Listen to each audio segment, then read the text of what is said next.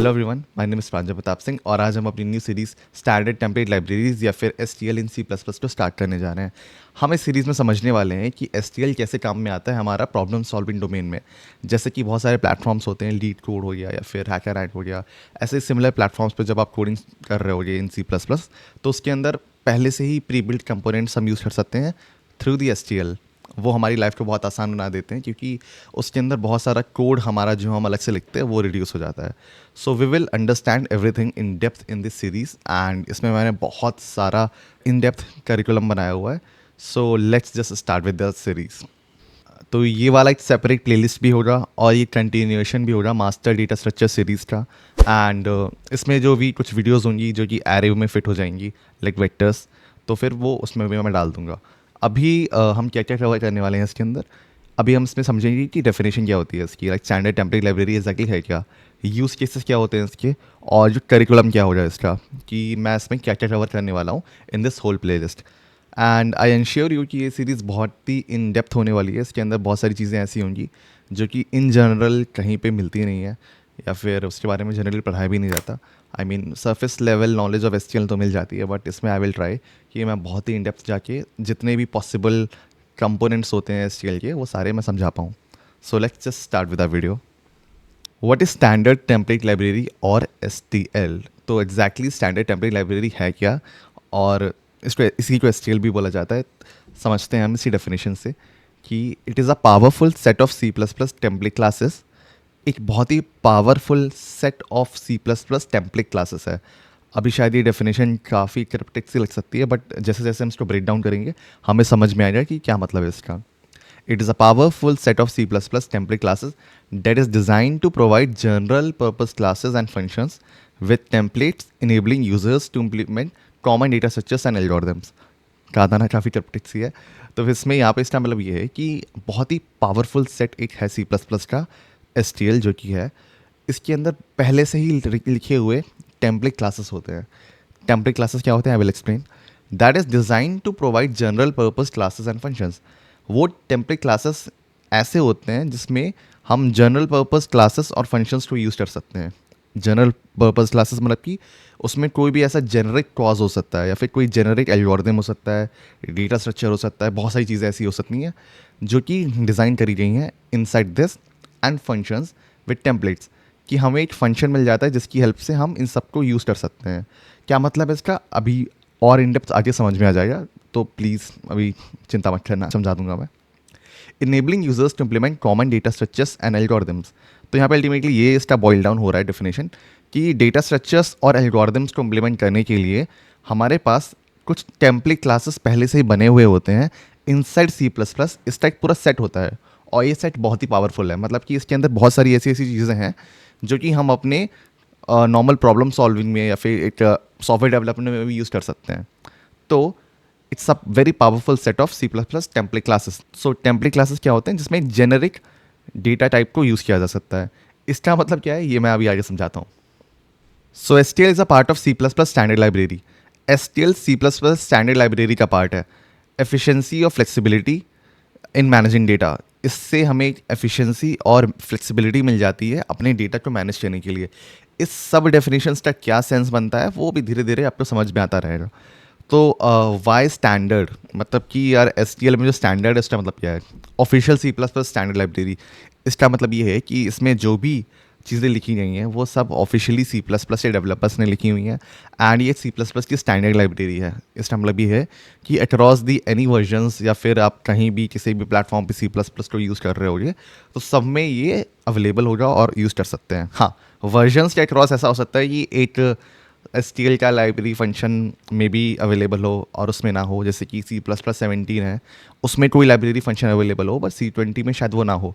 हाँ, वर्जन से क्रॉस नहीं हो सकता, बट हाँ सिमिलर प्लेटफॉर्म्स किसी भी लाइक एक similar C plus plus version किसी और प्लेटफॉर्म पे अवेलेबल होगा तो उसमें भी we will be having this S T L libraries. तो ऊपर जो मैंने टेम्पलेट क्लासेस के बारे में बताया था इसका जवाब यहाँ पे मिलेगा। वाई टेम्पलेट, जो स्टैंडर्ड टेम्पलेट लाइब्रेरी बोलते हैं, तो उसमें टेम्पलेट का मतलब क्या है, feature of C plus plus to write generic C plus plus code that can operate with any data type. इसका मतलब क्या हुआ कि एक फीचर होता है सी प्लस प्लस का जिसमें बोलते हैं हम टेम्पलेटिंग, मतलब इसमें हम टेम्पलेट्स क्रिएट कर सकते हैं। इसका मतलब क्या होता है कि हम कोई भी जेनेरिक सी प्लस प्लस का कोड लिख सकते हैं, कोई भी जेनेरिक मतलब कि कोई भी जनरल फॉर्म में सी प्लस प्लस का कोड लिखा जा सकता है जो कि किसी भी डेटा टाइप के साथ वर्क कर सकता है। सो लेट्स से मैंने कोई ऐसा फंक्शन लिख दिया, फंक्शन जिसमें मैंने 2 पैरामीटर्स पास किए एक्स एंड वाई। तो वो एक्स एंड वाई किसी भी डेटा टाइप के हो सकते हैं। एक जेनेरिक डेटा टाइप दे दिया जाएगा उन्हें टी नाम का, जिसमें मैं इंट भी डाल सकता हूँ, फ्लोट भी डाल सकता हूँ, स्ट्रिंग भी डाल सकता हूँ। बाकी तो मेरा फंक्शन वो हैंडल कर लेगा कि इन चीज़ों को हैंडल कैसे करना है।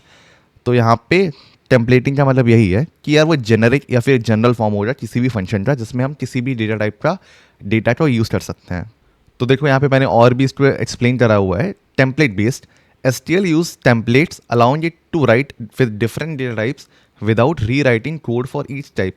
तो STL में टेम्पलेट्स यूज़ होती हैं। तो इसका मतलब ये हुआ कि यार हमें मान लो कोई फंक्शन बनाना है जो सिर्फ इंटीजर्स के साथ काम कर रहा है, या फिर एक ऐसा फंक्शन जो सिर्फ स्ट्रिंग्स के साथ काम कर रहा है, एक ऐसा फंक्शन जो सिर्फ फ्लोट डेटा टाइप के साथ काम कर रहा है। तो फिर इसके लिए मुझे बार बार अलग कोड नहीं लिखना पड़ेगा। टेम्पलेट में क्या हुआ, मैंने कॉमन सा टी लिख दिया या फिर कुछ ऐसा कॉमन सा मैंने क्लास बना दिया जिसके अंदर मैं किसी भी डेटा टाइप का यूज़ कर सकता हूँ यूजिंग वन कॉमन फंक्शन। एक वो जेनेरिक कॉमन फंक्शन होने वाला है। और ये स्टैंडर्डाइज्ड है, मतलब कि it is standardised and part of C plus plus library, meaning all C plus implementations support it. मतलब कि सी प्लस प्लस के जितने भी इम्प्लीमेंटेशंस हैं, मतलब जितने की वर्जन्स हैं, सब में STL का सपोर्ट होता है। तो यहाँ पे एक एनालॉजी समझते हैं जिसके अंदर आप समझ सकते हो कि एक लाइब्रेरी है और उसके अंदर बहुत सारी किताबें रखी हुई हैं, ठीक है। अब ये किताबें हैं वो सब अलग टाइप का कंटेंट स्टोर करती हैं। कोई किताब में भी मैथमेटिक्स की हो सकती है, कोई में भी इंग्लिश की हो, कोई साइंस की हो, कोई हिस्ट्री हो। तो फिर ये सारी किताबों के अंदर अलग अलग टाइप का कंटेंट है। तो फिर मुझे जैसे साइंस चाहिए, मतलब मुझे साइंस के बारे में कुछ पढ़ना है तो मैं साइंस का बुक पिक करूँगा। मुझे हिस्ट्री पढ़नी है या फिर हिस्ट्री के बारे में कोई भी चीज़, मुझे इवेंट के बारे में जानना है तो मैं मे बी एक हिस्ट्री में सेक्शन में जाऊँगा और हिस्ट्री वाली बुक को पिक कर लूँगा और उससे जो भी मुझे इन्फॉर्मेशन चाहिए होगा मिल जाएगी। सिमिलरली सी प्लस प्लस के अंदर भी एक स्टैंडर्ड टेम्पलेट लाइब्रेरी है। यही है हमारी standard template library. Libraries of what, standard templates. जो स्टैंडर्ड मतलब सी प्लस प्लस ऑफिशियल ने बनाई हुई है, एंड वो एक टेम्पलेट है मतलब कि जेनेरिक क्लासेस को सपोर्ट करती है। और लाइब्रेरी मतलब इसके अंदर बहुत सारे ऐसे स्टैंडर्ड टेम्पलेट्स होने वाले हैं। उन सबको जब मिला दोगे ना तब एक STL या फिर स्टैंडर्ड टेम्पलेट लाइब्रेरी बनती है। तो यहाँ पे मैंने सामने एक ऐसा रिप्रेजेंटेशन बनाया हुआ है जिसमें कि तुम मान सकते हो कि एक लाइब्रेरी है और ये जितनी भी बुक्स यहाँ पे हैं ये किसी ना किसी तरीके का इम्प्लीमेंटेशन है। जैसे कि ये वाली जैसे किताबें यहाँ पे बाइनरी सर्च के लिए है, तो मतलब कि इसके अंदर कुछ एल्गोरिदम्स हैं। जैसे कि बाइनरी सर्च, यहाँ पे एक सॉर्ट वाला एल्गोरिदम है, यहाँ पे लिंक लिस्ट है, मतलब एक डेटा स्ट्रक्चर है लिंक लिस्ट जो हम इम्प्लीमेंट कर सकते हैं। यहाँ पे मैं मैप या फिर हैश टेबल्स इंप्लीमेंट कर सकता हूँ, क्यू, स्टैक, एरे या फिर वेक्टर्स को इंप्लीमेंट कर सकता हूँ। यहाँ पे बिगिन या फिर एंड, मैंने बताया था बिगिन और एंड के बारे में अपनी एरे सीरीज़ में कि बिगिन और एंड क्या होते हैं। बाकी मैक्स एलिमेंट, मिन एलिमेंट ये भी एल्गोरिदम में आ जाता है। तो ये एल्गोरिदम्स देख सकते हो आप। इसके अंदर आइटरेटर्स भी आप ऑब्जर्व कर सकते हो, बिगिन और एंड। और इसके अंदर पहले से ही बने हुए जो डेटा स्ट्रक्चर्स होते हैं लाइक मैप, लिंक लिस्ट या फिर स्टैक, क्यू या फिर वेक्टर्स, ये सारे अवेलेबल हैं। तो मुझे जो यूज़ में होगा, लाइक मुझे साइंस का बुक चाहिए था, हिस्ट्री का बुक चाहिए था, तो मैंने पिक कर लिया वहाँ पे जाके लाइब्रेरी से। तो यहाँ से भी मैं लाइब्रेरी से इनमें से किसी भी चीज़ को पिक कर सकता हूँ, ठीक है। तो इसे हम ये भी कह सकते हैं कि this is a library of data structures and algorithm. So we can pick any of the book from the library to utilise information inside it. हम किसी भी बुक को यहाँ पे लाइब्रेरी से पुट कर सकते हैं कि उसके अंदर जो भी इन्फॉर्मेशन है उसको यूटिलाइज करने के लिए inside our own code. Suppose we pick algorithms वाली बुक, मैंने ये एल्गोरिदम्स वाली बुक को पिक कर लिया, ठीक है। So we get access to all the information about pre written algorithms. तो मुझे सारी इन्फॉर्मेशन मिल जाती है प्री रिटन एल्गोरिदम्स के बारे में जो कि इस एल्गोरिदम्स वाली बुक के अंदर रिटन है। तो इसके अंदर एग्जाम्पल क्या है, जैसे बाइनरी सर्च। तो बाइनरी सर्च एक एल्गोरिदम है जो कि इसके अंदर लिखा हुआ होगा, ठीक है। लेट्स से की जाए मुझे साइंस की किताब उठाई मैंने, तो मे बी वाटर साइकिल जैसा चीज़ या फिर किसी केमिस्ट्री की कोई भी चीज़ उस किताब के अंदर एक छोटा सा पोर्शन होगा। सिमिलरली एल्गोरिदम्स की एक बहुत बड़ी सी किताब है जिसके अंदर बाइनरी सर्च एक छोटा सा एल्गोरिदम है जो कि इसके अंदर लिखा हुआ होगा जिसको हम यूज़ कर सकते हैं। तो मान लो मैंने तो पूरा एल्गोरिदम्स नाम की जो भी ये बुक है अपने let's say C plus plus program में इंक्लूड कर लिया, ठीक है। तो फिर कैसे मुझे पता चलेगा कि हाँ यार मुझे ये बाइनरी सर्च वाला फंक्शन यूज़ करना है, क्योंकि इसके अंदर तो बहुत सारे एल्गोरिदम्स ऐसे होने वाले हैं जैसे कि सॉर्टिंग हो गया, मिन एलिमेंट, मैक्स एलिमेंट ऐसा हो गया। तो फिर हम क्या कर सकते हैं, तो सी प्लस प्लस वालों ने एक हमें इंटरफेस प्रोवाइड किया है जिसकी हेल्प से हम इंटरैक्ट कर सकते हैं इस एल्गोरिदम्स वाली लाइब्रेरी के साथ। क्या होगा उसमें, so all this information is exposed available to us to use with the help of a function. तो उन्होंने क्या किया, एक फंक्शन बना दिया, एक पब्लिक फंक्शन जो कि हम यूज़ कर सकते हैं, और ये एक्सपोज किया गया है इस एल्गोरिदम्स लाइब्रेरी के अंदर से, जो कि हर कोई यूज़ कर सकता है। इस फंक्शन से हम इसके अंदर जाके जो भी हमें रिक्वायरमेंट है, जिस भी एल्गोरिदम की रिक्वायरमेंट है, वो हम डायरेक्टली एक्सेस कर सकते हैं। एक पब्लिक इंटरफेस जैसा है। जैसे कि मुझे बाइनरी सर्च चाहिए इस एल्गोरिदम्स वाली लाइब्रेरी के अंदर से, तो मैं क्या करूँगा, I will write something like this कि स्टैंडर्ड बाइनरी सर्च फर्स्ट, मतलब कि फर्स्ट कहाँ से स्टार्ट हो रहा है, लास्ट कहाँ पे एंड हो रहा है, और उसके बीच में जो भी वैल्यू है, ठीक है। तो फिर मतलब जो मुझे वैल्यू चाहिए, तो ये मैंने क्या किया, एल्गोरिदम्स जो कि एक बहुत बड़ा सा एल्गोरिदम वाली लाइब्रेरी थी, उसके अंदर से मुझे जो स्पेसिफिक चीज़ चाहिए थी बाइनरी सर्च, वो मैंने यहाँ पे एक्सेस कर लिया, ठीक है।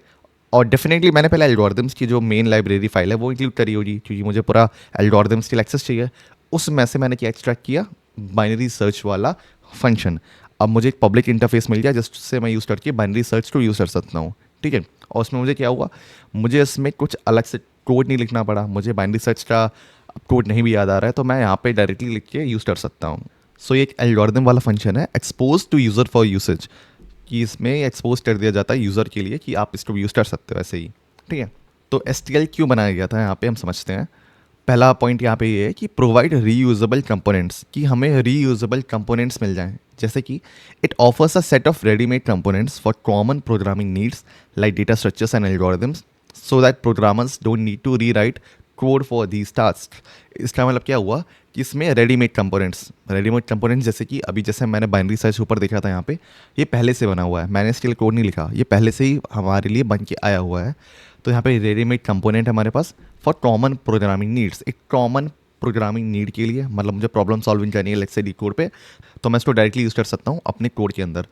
और इसके अंदर डेटा स्ट्रक्चर्स, एल्गोरिदम्स, इटरेटर्स, ऐसे बहुत सारी चीज़ें होती हैं स्टील के अंदर जो मैं पहले से ही यूज़ कर सकता हूँ, वो रेडीमेड कंपोनेंट्स के फॉर्म में वहाँ पे है।